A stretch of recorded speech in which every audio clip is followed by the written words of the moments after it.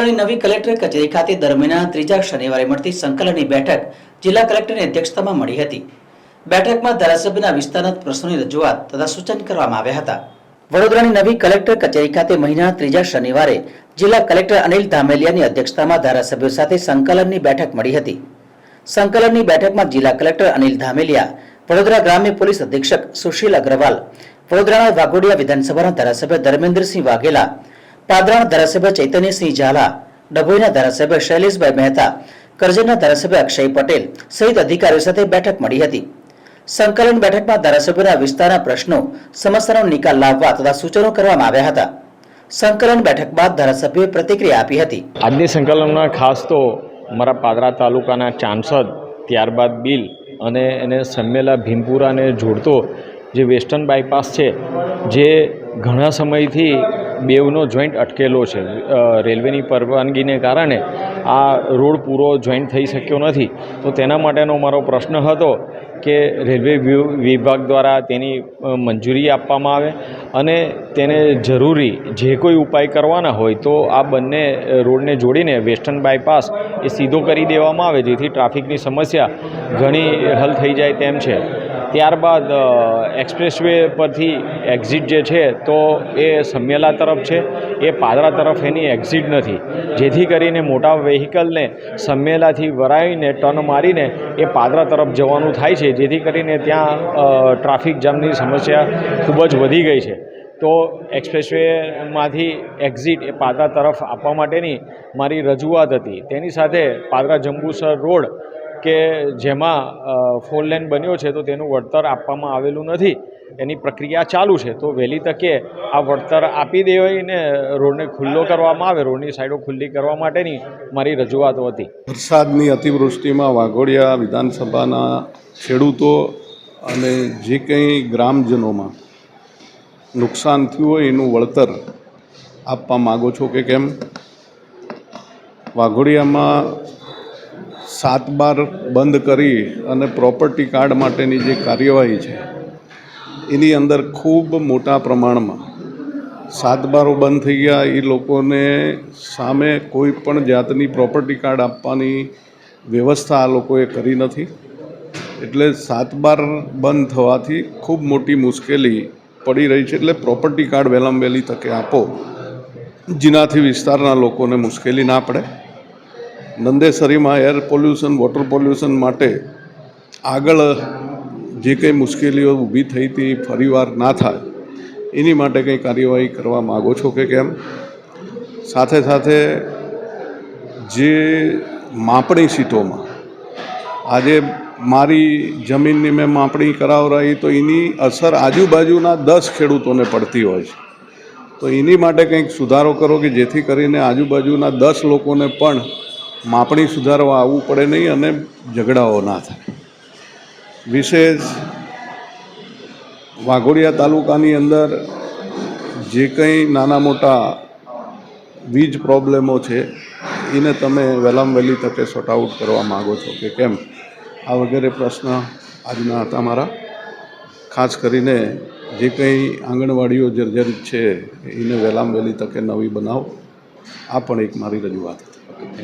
જિલ્લા સંકલન બોલાવવામાં માનનીય કલેક્ટરશ્રીના અધ્યક્ષ આજે જિલ્લા કલનની અંદર લગભગ જિલ્લાના ધારાસભ્યોની હાજરીની અંદર ઘણા બધા પ્રશ્નો હતા, જે આ લોકલ લોકોને સ્પર્શતા જે પ્રશ્નો હતી દર એની ચર્ચા થતી હોય છે, એનું તાત્કાલિક નિરાકરણ થાય એનું સતત કલેક્ટરશ્રી ધ્યાન આપતા હોય છે। અમને પણ આજે આવા છેલ્લા 2-3 સંકલનથી અમને ઘણા બધા જે અમારા પ્રશ્નો હતા, જે રેલવેના પ્રશ્નો હતા, સ્ટેટ હાઈવેના પ્રશ્નો હતા, જે ખેડૂતોના પ્રશ્નો હતા કે ભાઈ આરોગ્યના લક્ષી અને છોકરાઓને જે ગરીબ છોકરાઓને જે મળતી શિષ્યવૃત્તિના પ્રશ્નો હતા એનું પણ તાત્કાલિક નિરાકરણ લાવવામાં જે સૂચનાને આધારે લગભગ એનું નિરાકરણ આવ્યું છે। અને જે બીજા જે પ્રશ્નો હતા કે ગંભીર એક્સિડન્ટો થાય છે, જ્યાં રેલવે ફાટકો સાંકડી છે, અત્યારે સ્ટેટ હાઈવે મોટા થઈ ગયા છે પણ સાંકડી ફાટકને કારણે રાત્રિ દરમિયાન જે એક્સિડન્ટ થતો એને પણ રેલવેના અધિકારીઓ પણ અહીંયા હાજર રાખી અને તાત્કાલિક રેલવે પહોળી કરવા, બ્રોડ કરવા માટે અધિકારીઓએ પણ જ્યાં જ્યાં અમે સૂચવશો ત્યાં અમે પહોળી કરવાની એમને ખાતરી આપી છે। બીજા કેનલના પ્રશ્નો હતા કે કેટલી કંપનીઓ દ્વારા કેનલો ખોદી એ રીતે જૂની કરાયેલ નવી કરાયેલી વચ્ચે કોંકણ કાંકણ જે અમને પ્રોજેક્ટ ચાલે છે DFCCનો એને કારણે જે તોડી અને ખેડૂતોને પાણી મળતું નથી એ જે પ્રશ્નો ખેડૂતોનો હતો એને પણ સૂચના આપી તાત્કાલિક ધોરણે કંપનીની જોડે અલગ મિટિંગ બોલાવી અને જે રીતે નર્મદા કેનલનું પાણી જતું હતું અને જે કેનલ તૂટવાથી ખેડૂતોને જે નુકસાન થયું છે એને પણ વળતર કંપનીઓ દ્વારા આપવામાં આવે એવી કલેક્ટરશ્રીએ સૂચના આપી છે. એટલે જે ગંભીર પ્રશ્નો હતા આ વિસ્તારના એ તમામ પ્રશ્નોની ચર્ચા કરવામાં આવી છે. કોઈ જૂના પ્રશ્નોનું નિવારણ આવ્યું? જૂના પ્રશ્નો જે રેલવેના હતા, જે ગઈ વખતે અમારી જિલ્લા સંકલનમાં જે રેલવેના અધિકારીઓ ગેરહાજર હતા એમને પણ બોલાવવામાં આવ્યા છે અને એનું પણ નિરાકરણ એમને ત્યાં ટેબલ પર જ એનું સ્થળ પર નિરાકરણ લાવીને જે લખીને આપશો તાત્કાલિક અમે પોરી જે ફાટકો પોરી કરવાની છે એની એમને બાંહેધરી આપી છે.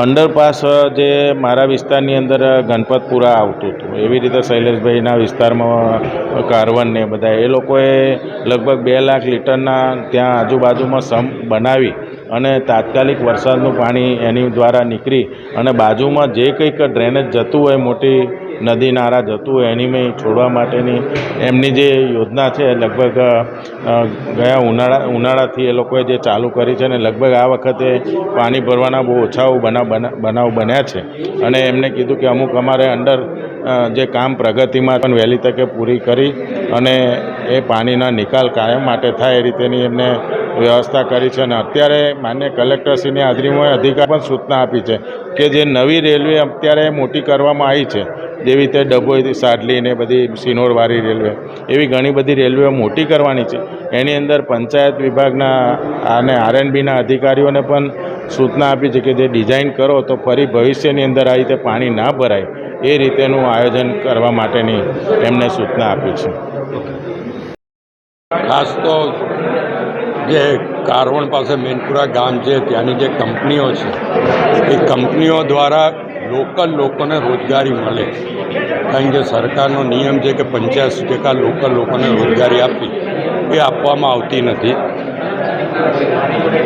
કોન્ટ્રાક્ટ પદ્ધતિથી આપવામાં આવે છે. એ લોકોને જે સરકારી લાભો મળવા જોઈએ એ નથી મળતા, એટલે એનું ધ્યાન દોરવામાં આવ્યું છે.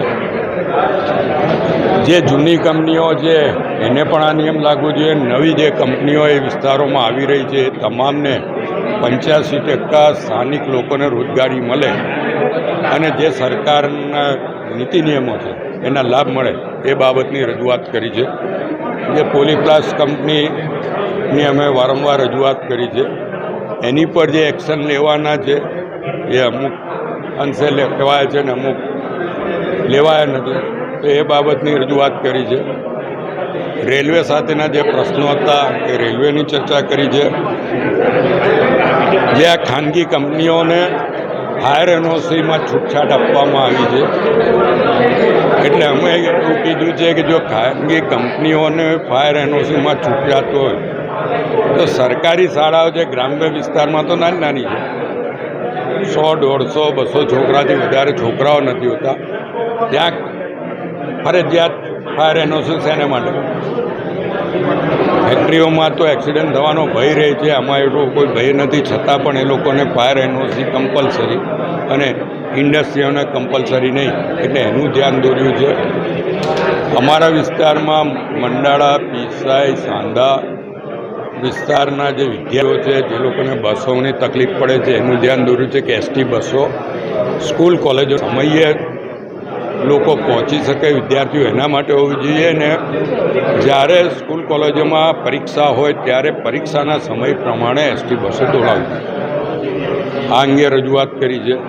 સાથે જ આ વરસાદમાં ડભોઈ નગરમાં ખાસ કરીને પાણીના પ્રશ્નનો ઉદ્ભવ્યો. કલેક્ટરશ્રીએ પણ ત્યાંની મુલાકાત લીધી હતી. ત્યાં જે SSNL એટલે કે નર્મદા નિગમ દ્વારા સાયફન બનાવ્યા છે, સાયફનનું કામ કરતા ના હોય એના કારણે પાણી ભરાવાની તકલીફો આવી હતી. નગરપાલિકા દ્વારા સાયફન એક તોડવું પણ પડ્યું ત્યારે પાણીનો નીકળ્યો. તો નવા સાયફન બનાવવા માંગો છો કે કેમ? તો એ સાયફનની ડિઝાઇન R&Bને હજુ સુધી આપવામાં નથી આવી. એનો પ્રોસિજર ચાલુ છે. એટલે તાત્કાલિક એને ડિઝાઇન આપવામાં આવે તો આરએનબી સાયફનનું કામ કરી શકે, કારણ કે આરએનબીએ જે રસ્તા બનાવ્યા છે એમાં આ સાયફનોને નુકસાન પણ થયું છે એવું પણ જાણવા મળ્યું છે. એટલે બેનું સંકલન કરીને એનો ઉકેલ લાવવામાં આવે જેથી આવતા વર્ષે આવો કોઈ પ્રશ્ન ઉપસ્થિત ના થાય એની પણ ચર્ચા કરી છે. બાગાયતી પાકો એને સરકાર ખૂબ જ મહત્ત્વ આપે છે. અત્યારે કેળાના ભાવ ખેડૂતોને મને 60-70 રૂપિયા મળે છે, બજારમાં એ 800 રૂપિયા મણ વેચાય છે. આમાં વચેટિયાઓ જે કોઈ થઈ જતા હોય એને માટે ધ્યાન દોર્યું છે. અમે ત્યાં બેઠેલા મહિલા કર્મચારીઓને પણ પૂછ્યું કે તમે કેળા કેટલા રૂપિયા લેવા જાય છો? તમામે કીધું 40 રૂપિયા કિલો, એટલે કે 800 રૂપિયા મણ. તો ખેડૂતને એ જ્યારે આટલી મહેનત હોય ને ના હોય તો પણ એનો જે નાખ્યા હોય એટલા રૂપિયા મળે એવી વ્યવસ્થા કરવી જોઈએ એવું કલેક્ટરને ધ્યાન છે. આવા અનેક પ્રશ્નો રજૂઆતો કરી છે. ટ્રાફિકનો રસ્તે અટલાદરાથી જતા રેલવે સ્ટેશન છે વિસ્તારોમાં જે સમસ્યા થાય છે તો એ સમસ્યા દોર્યું છે કે સિગ્નલ મૂકવા કાં તો પોલીસ ટ્રાફિકની કે જેથી પ્રવાસમાં તક લોકોને ના પડે. અને સરકાર એટલે કે કલેક્ટર તરફથી તમામ હકારાત્મક કામગીરીની વાત કરવામાં આવી છે. એટલે આવતા વખતે આવતી સંકલન પહેલાં તમામ પ્રશ્નો ઉકલે એવી અપેક્ષા રાખીએ.